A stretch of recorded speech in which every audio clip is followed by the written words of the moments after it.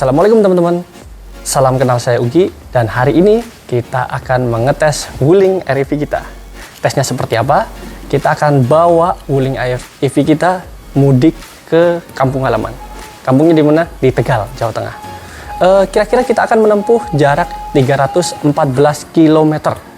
Nah, seperti yang kita tahu, Wuling REV yang long range ini hanya bisa menempuh jarak 300 km sesuai klaimnya Wuling. Tapi kita akan coba bawa mobil Wuling REV kita ini sejauh 314 km. Dan rencananya kita nggak akan melakukan charging di SPKLU. Kita akan full jalan. Mari kita lihat apakah Wuling REV ini mampu menempuh jarak 314 km. Ikuti terus. Nah, sekarang kita lihat persiapan kita di dalam, yuk. Masuk kameranya, masuk. Nah, ya ini agak berantakan ya. Ini ruang tengahnya kita isi dengan pakaian-pakaian ya. Ini cuma 2 hari, jadi pakaiannya nggak terlalu banyak, nggak kayak mudik lebaran gitu ya. Nah, kita lihat di belakang nanti ada anak-anak. Sepertinya sih masih cukup dan cukup nyaman ya anak-anak ya. Oke, kita lihat ke belakang bagasi. Nah, di bagasi juga cuman ada tas kecil, tas biasa dan tas kecil anak-anak ya. Sepatu-sepatu diselipin aja lah. Gimana caranya biar muat aja deh, gitu ya. Oke. Sekarang kita lihat masuk ke dalam. Oke. Ya. Sekarang kita lihat persiapan mobilnya.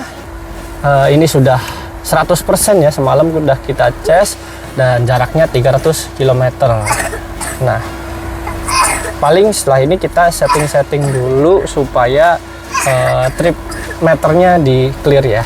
Ya nanti kita tahu sampai ke Tegal itu menurut mobil ini berapa kilometer.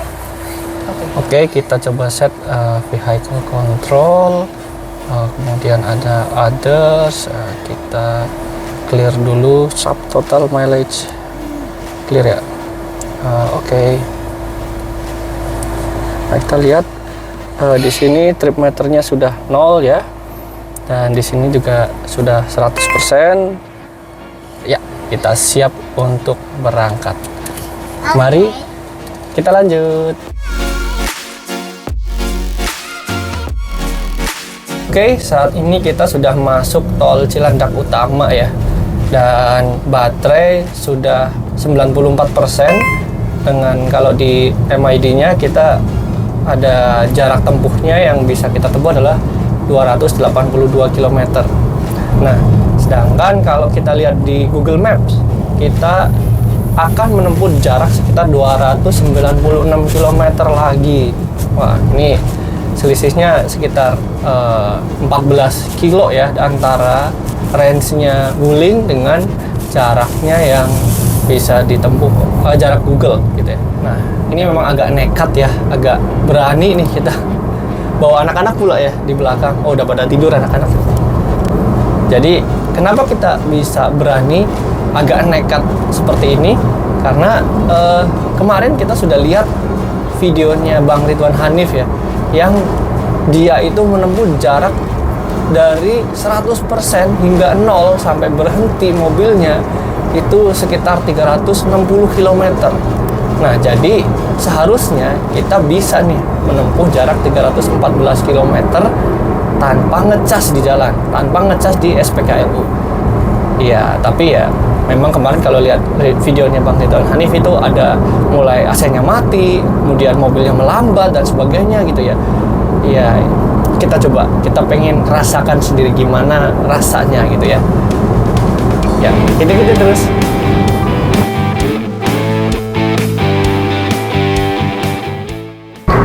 Oke, sekarang kita sudah menempuh sekitar 50% baterai. Kalau di range sih sudah 50% baterainya, range-nya 150 km lagi ya. Nah, ini agak ketar-ketir nih mulai nih. Dari 50% baterainya nih. Tapi kalau lihat di Google-nya itu kita masih ada jarak tempuh yang harus ditempuh itu 184 km. Masih penasaran sih gitu. Tapi oke lah, masih berani lah kita. Kalaupun nanti kita bener-bener udah mau habis banget gitu ya, mungkin kita akan ngecas di daerah Cirebon atau Brebes. Moga-moga masih nyampe. Oke, kita lanjut lagi.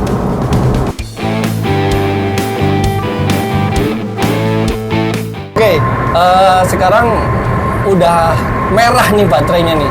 Tepatnya 17%. Dan range tersisanya adalah 51 km.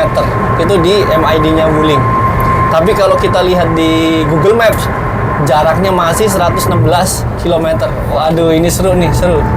Aduh, gimana ya? Ini bener-bener ketar-ketir nih. Ini tinggal 17 km, 17% ya. Cuman 50 km doang nih. Kemungkinan besar sih kita akan ngecas dulu nih. Ya. Jadi agak gagal mungkin ya, tapi ya sudah, gimana lagi? Biar mengamankan perjalanan kita ya. Oke, kita cari charger dulu ya, pakai PLN Mobile. Dari PLN Mobile kita bisa langsung lihat di menu Electric Vehicle, masuk ke menu Electric Vehicle, masuk ke menu SPKLU. Di situ kita langsung ditunjukin SPKLU terdekat. Nah, di situ kita tinggal cek nih yang mana yang searah dengan kita. Nah, kebetulan yang searah dengan kami saat ini adalah SPKLU PLN ULP Sumber. Jadi kita mampir dulu ke sana. Oke.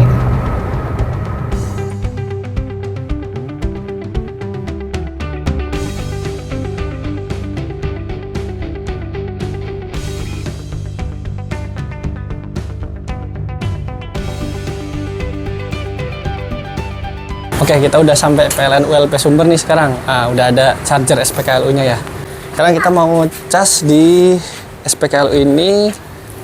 Oke, salah satu trik dalam tips dalam mengecas mobil listrik, sebaiknya beli dulu aja, KWH-nya, mau beli berapa KWH gitu ya. Ini udah copot ini, jadi kita tinggal cas aja. Ya, prepaid, oke, konfirmasi. Di scan. Nah, karena tadi udah tinggal 4% dan ini kapasitasnya 27 kWh ya. Ya udah kita beli aja 30 kWh gitu, nggak apa-apa. Karena kalau nanti berlebih akan di-refund di saldo PLN Mobile. Oke, ini kita beli. Konfirmasi. Oh, masih ada saldonya nggak ya? Lupa. Bayar pakai GoPay. Bayar.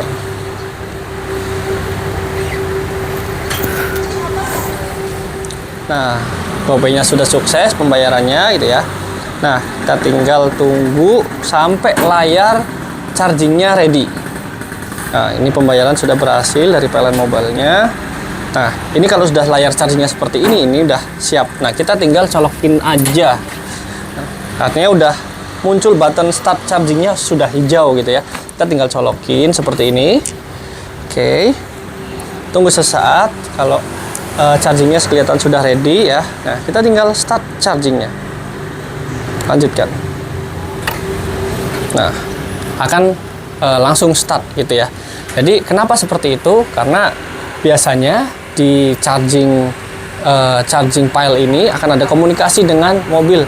Kalau dicolok terlalu lama, nanti dia idle, dan ketika dia idle, ketika kita mau start jadi ngehang itu, jadi nggak bisa gitu. Jadi harus copot lagi, pasang lagi, baru setelah itu bisa dicas. Itu tipsnya. Oke, sekarang ini udah mulai ngecas, kita kunci mobilnya gitu ya, dan di situ kita cari makan dulu. 1 hour later. Ini sekarang kita sudah selesai makan di Sumber, daerah Sumber Cirebon. Kita mau lanjut perjalanan lagi. Tapi ini kondisinya masih charging ya, kondisi mobilnya masih charging dan kita bisa langsung hentikan chargingnya. Oh ya, kalau dari PLN Mobile ini kita bisa lihat ya pengisian EV yang sedang berjalan gitu. Nggak usah dideketin, nanti soalnya ada share screen-nya. Nah, dari pengisian yang sedang berjalan itu bisa langsung kita klik lagi. Nah, akan masuk ke halaman chargingnya. Nah, kita bisa stop charging dari PLN Mobile. Nah, kita coba ya, stop charging. Nah, maka proses charging akan berhenti. Tadi suara chargingnya udah senyap, udah hilang ya. Nah, kita bisa lihat hasil chargingnya di layar PLN Mobile itu sudah sampai 5,6 kWh. Dan biasanya sisa tadi kan kita beli sekitar 30 kWh ya, berarti sisa rupiahnya akan dikembalikan ke saldo refund PLN Mobile. Oke, kita lanjut lagi perjalanan kita.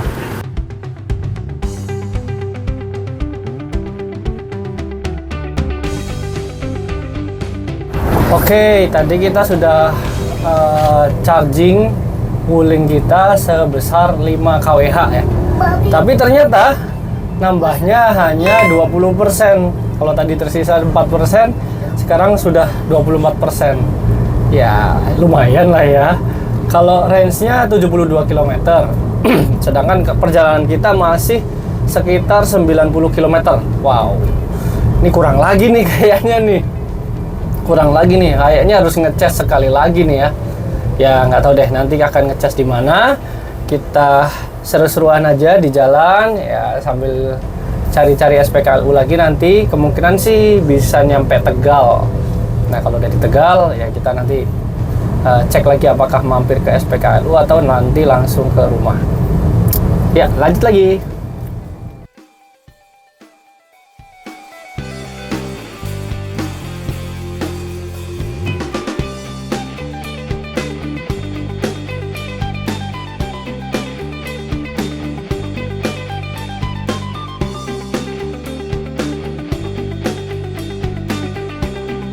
Oke, kita sudah selesai ngecas lagi yang kedua kalinya di kilometer 228A. Ya. Tadi ngecas lagi dapat 5,5 kWh dan total sekarang presentasenya di 31%. Nah, ini range-nya 93 km. Nah, lumayan ya nambahnya. Kita ngecas sekitar setengah jam lebih lah ya. Itu dapat 5 kilo. Dan nambah persentasenya jadi 31%. Nah, kalau di Google Maps-nya kita akan menempuh jarak 51 km lagi. Jadi harusnya sih cukup sampai rumah ya.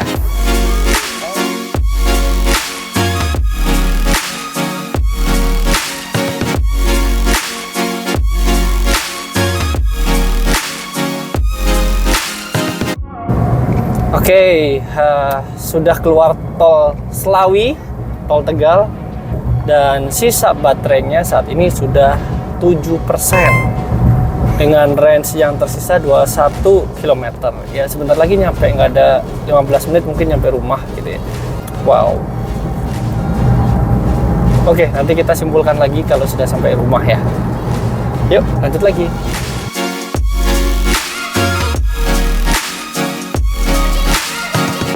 Oke, ini sudah sampai rumah. Total jarak yang ditempuh adalah 332,8.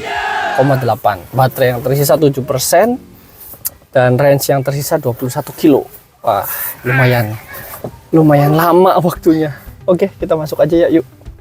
Oke, kita sudah sampai di Tegal berdasarkan experience kita. Kemudian kita simpulkan ya. Yang pertama, dalam kondisi baterai full 100%, ternyata jarak tempuh realnya itu di sekitar 239 km aja.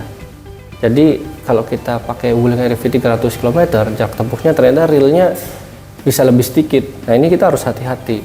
Yang kedua, pengisian dengan charging pile di SPKLU yang sebenarnya dayanya charging pile itu 22 kWh ya.